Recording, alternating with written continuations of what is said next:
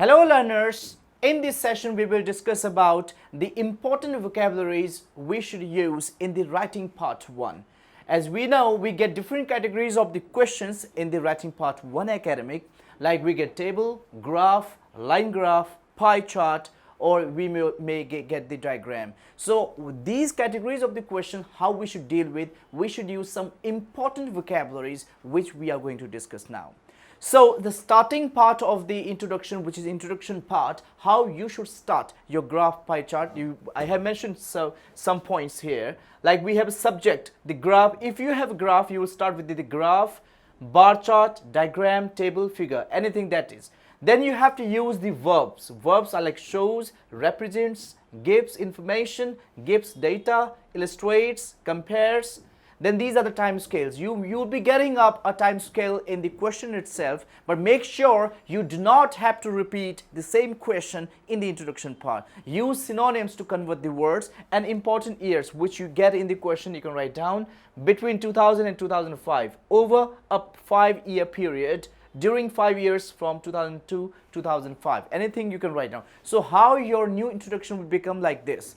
If there is a graph, you can say the given graph shows the fluctuation of whatever the topic that you're getting up. In that case, you have to carry on. If there is a bar chart, you can say the given bar chart gives information about anything that the topic that you're getting up. Then you have the table. If there is a table, you can say that the given table gives data about the immigration which is going on in UK from India and China in the respective years 2000 and 2005.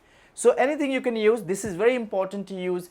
And if there is a comparison between two pie charts, you can say the given two pie charts shows the difference in the salaries of the teachers from 1995 to 1998, whatever the year that you're getting up.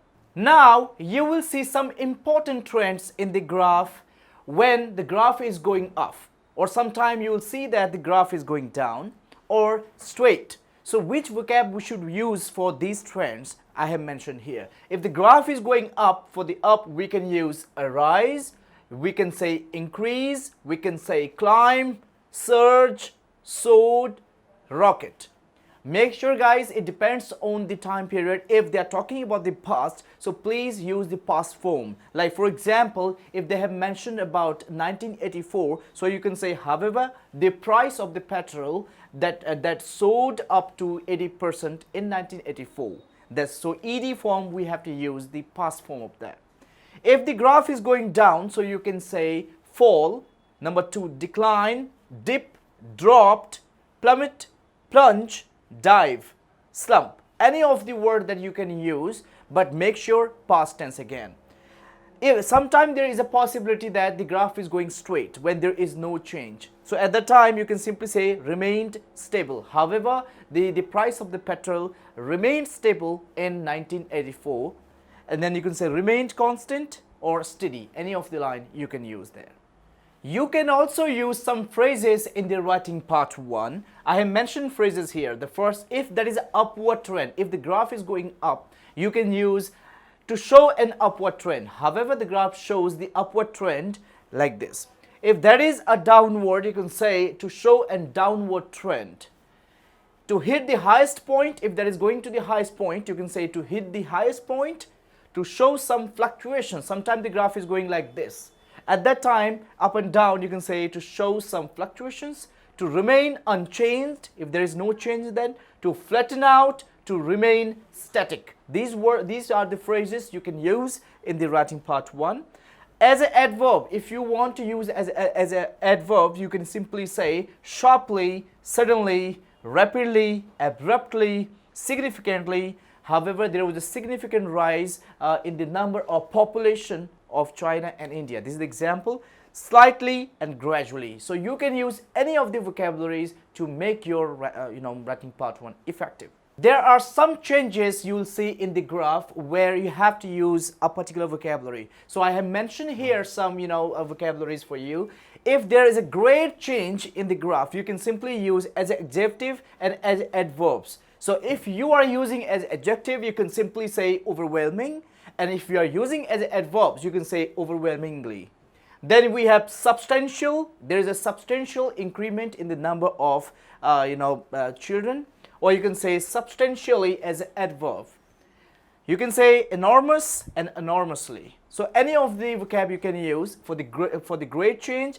Now if there is a medium change, so for the medium change you can use this vocab because somewhat, moderate, and as adverbs you can say moderately. If there is a minor change, you can see a minor change in the graph, so you can simply say a fractional change, or here as adverbs you can say fractionally.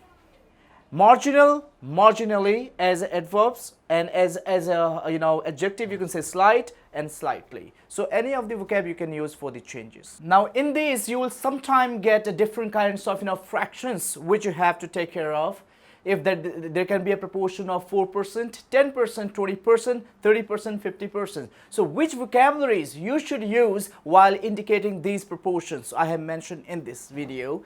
So here you can see a fraction 4%. So you can see a tiny fraction can be seen there. So this is a very good way of saying 24% will be almost a quarter, because 25% will be a quarter. 25% you can say exactly 1/4. 32% will be nearly 1/3. 51% if there is just over a half, because that's more than 50%. 89% will be a very large proportion. So if there is 89%, you can say a very large proportion of that thing can be seen. Now there are some approximation value which you have to indicate. You can see approximately, you can say nearly, roughly, about, just under, just below. These words matters too much while writing the writing part 1.